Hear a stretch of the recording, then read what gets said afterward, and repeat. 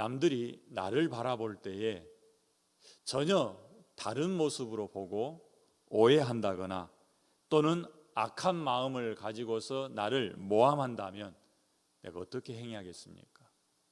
여러분들에게 그런 경우가 있었을 때 여러분은 어떻게 그 사람을 대하셨습니까? 오늘 우리가 함께 읽은 고린도후서 10장의 말씀이 고린도 교회 성도들이 바울을 바라보는 관점에 대해서 드러내고 있습니다. 고린도 교회에는 바울이 개척했고 1년 6개월 동안 거기에서 목회하면서 양육했습니다.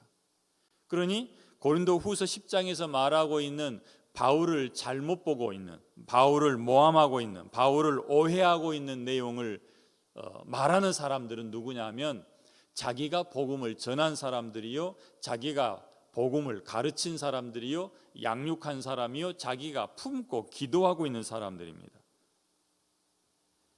바울이 공격받고 있는 것은 그의 사도성과 인간성에 관한 것입니다. 사람들은 바울에게서 복음을 듣고 바울에게서 양육받은 후에 바울을 향해서 말합니다. 그는 사도가 아니다.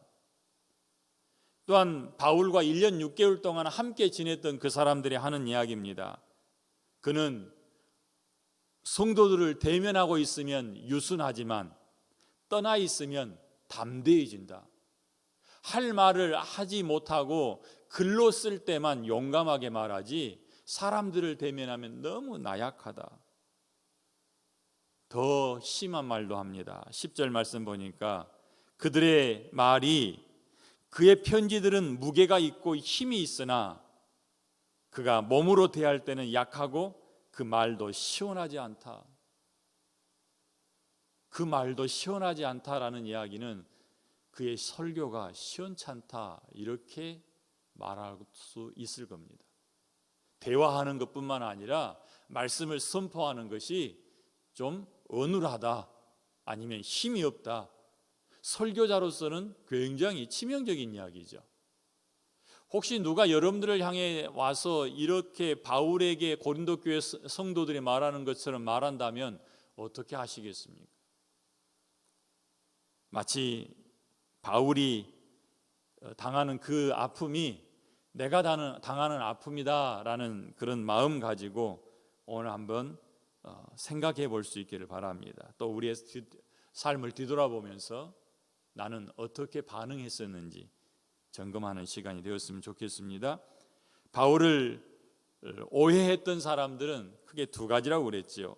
1절과 10절에서는 성도들 앞에 있으면 바울은 아주 유순하고 온순하지만 떠나 있으면 담대하다. 이건 좋은 표현이고 앞에서는 말을 못하고 안 보이는 데서 글로 아주 독한 말을 한다. 이렇게 말하는 겁니다.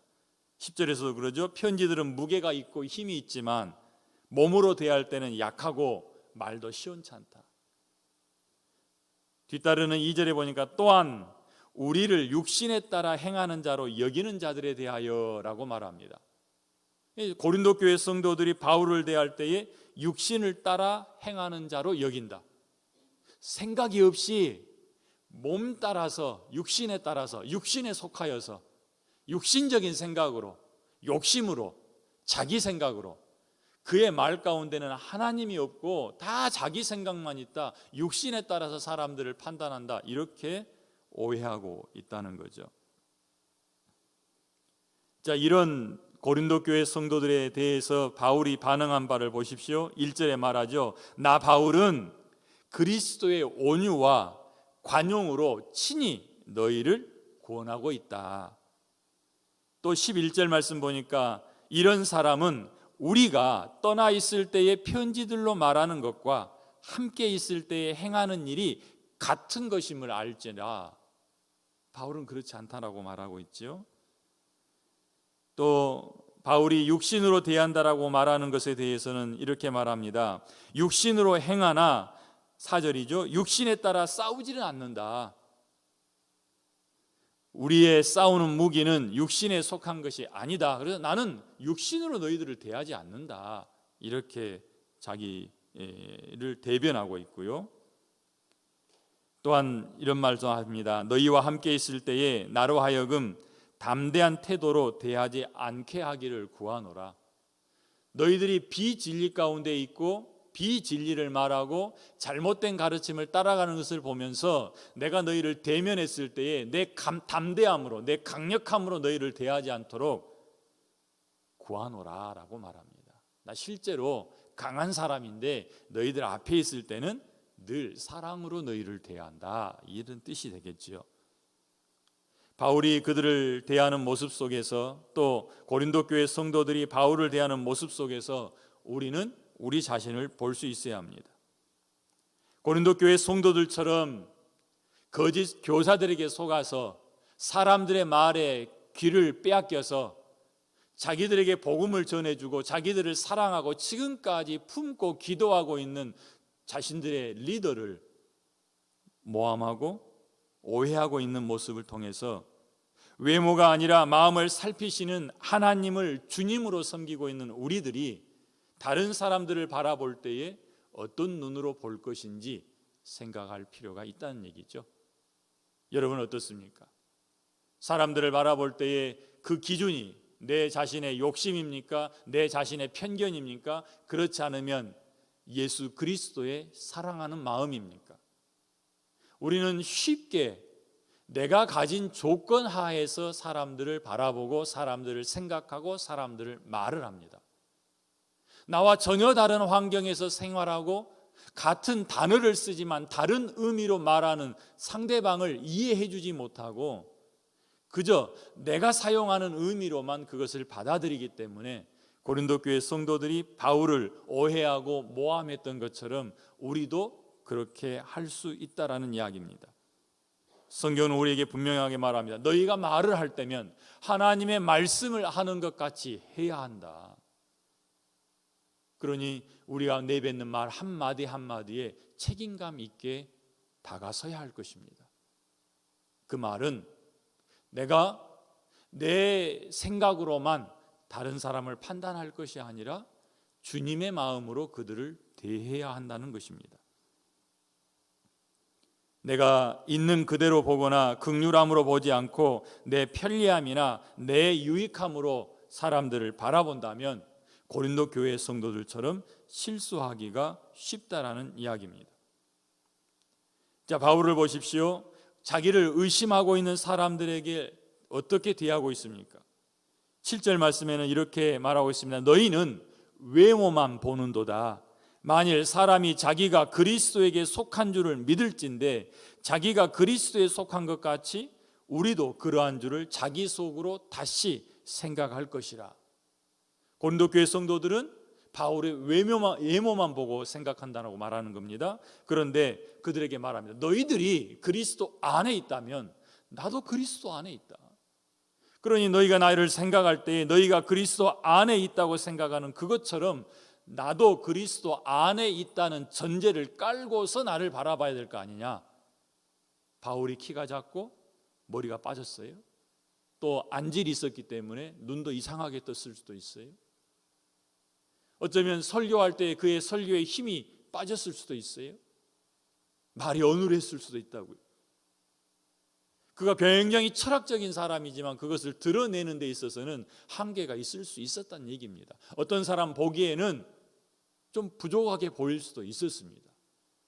그러나 바울을 바라볼 때 갖춰야 될 가장 중요하고 기본적인 자세는 내가 그리스도 안에 있는 것처럼, 내가 그리스도 안에서 자랑할 것이 있는 것처럼 바울도 그리스도 안에 있다라고 하는 전제를 인정했어야 된다라는 이야기.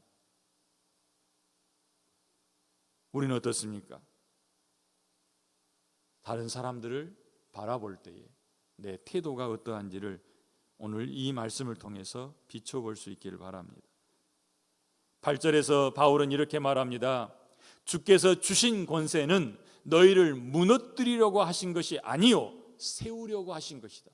나에게 권세가 없는 것이 아니고 주님이 내게 권세를 주셨다. 그런데 이 권세는 너희들과 비교해서 내가 더 우위에 있고 내가 더 잘났고 내가 더 세고 내가 너희를 무너뜨릴 수 있는 능력이 있다는 것을 드러내기 위한 그런 권세가 아니라 너희를 그리스도의 장성한 분량으로 세워내기 위해서 사용하는 권세를 주신 것이다. 그러니 내가 너희를 무너뜨리기 위해서 그 권세를 쓰는 게 아니라 너희를 세우기 위해서 쓰는 거기 때문에 너희를 대면하면 원순하고 낮아지고 힘이 없는 것처럼 보이는 거다.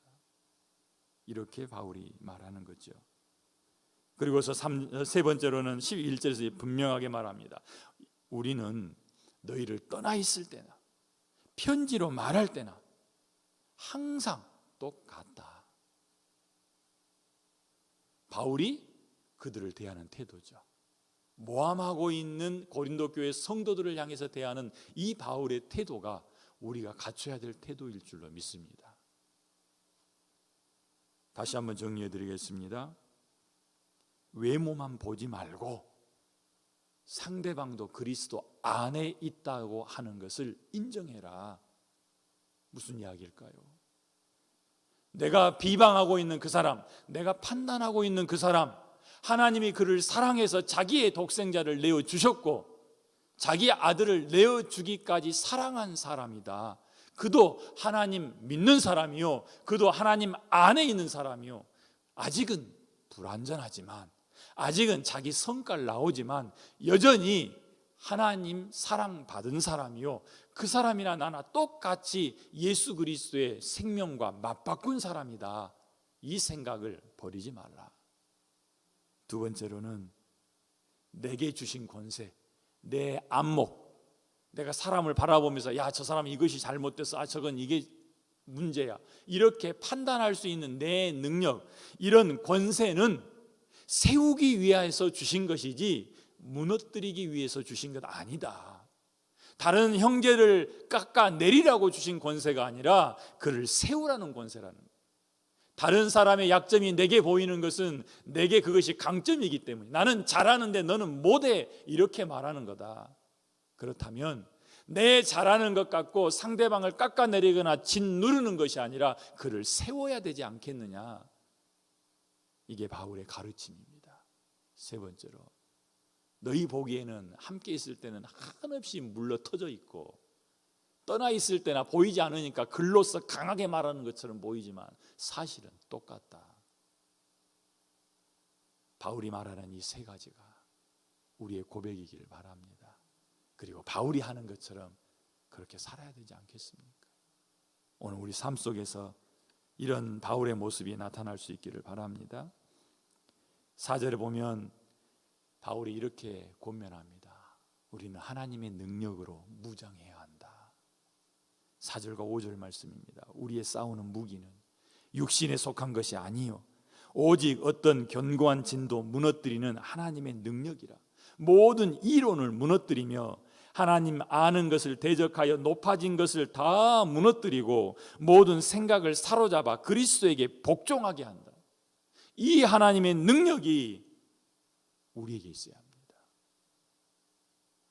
외모로만 보고 다른 사람들을 비난하고 다른 사람을 깎아내림으로 마치 자기가 올라가는 것처럼 느끼는 이 고린도 교회의 성도들의 모습이 아니라 바울이 말하는 하나님의 능력으로 무장되어야겠다라는 말씀입니다. 하나님의 능력이 어떻다고요? 하나님의 능력은 모든 이론을 무너뜨린다. 견고한 진도 무너뜨린다. 우리 안에 있는 견고한 진이라는 게 무엇입니까? 내 안에 형성되어 있는 고정관념입니다. 내가 갖고 있는 고정관념, 내가 갖고 있는 잘못된 편견, 이것을 무너뜨리는 것이 하나님의 능력이요, 모든 이론을 무너뜨리는 것도 하나님의 능력이요, 하나님을 아는 지식에 대적하여 교만한 것을 깨뜨려 버리는 것도 하나님의 능력입니다. 모든 생각을 사로잡아서 그리스도의 앞에 복종시키게 하는 것도 이 하나님의 능력입니다. 그러니 우리가 무장해야 될 것은 무엇입니까? 이 하나님의 능력입니다. 이 하나님의 능력이란 게 무엇일까요? 바울에게서 보여지는 거예요. 바울이 예수 그리스도를 만나서 복음을 깨닫는 것, 바울이 예수 그리스도로 인하여서 말씀을 깨닫게 되는 것, 바울이 예수 그리스도로 인하여 어디든 가든 담대하게 복음을 전할 수 있는 능력이 생긴 것, 이 모든 것이 하나님의 능력입니다. 하나님의 능력은 어디서 옵니까? 예수 그리스도를 만나는 데서 옵니다. 예수 그리스도께서 가르치는 말씀을 바로 이해하는 데서 옵니다. 예수 그리스도를 사랑하는 마음으로 복음 들고 나가는 담대함 속에서 나타나는 것이 하나님의 능력입니다. 우리는 이 능력으로 무장되어 있습니까? 바울은 에베소서에서 이 능력으로 무장되는 다른 방법을 이야기하기를 전신갑주를 입으라라고 말합니다. 머리와 가슴과 허리와 발과 손에 무장할 것들이 있죠. 이것들로 무장하고 나가는 것이 하나님의 능력으로 무장하는 것이요, 이렇게 세상을 향해 나아갈 때 세상과 싸워 이길 것이고 자기 안에 있는 자아와 싸워서 이길 줄로 믿습니다. 오늘 이렇게 하나님의 군사로 무장되기를 힘쓰는 하루가 되시기를 바랍니다.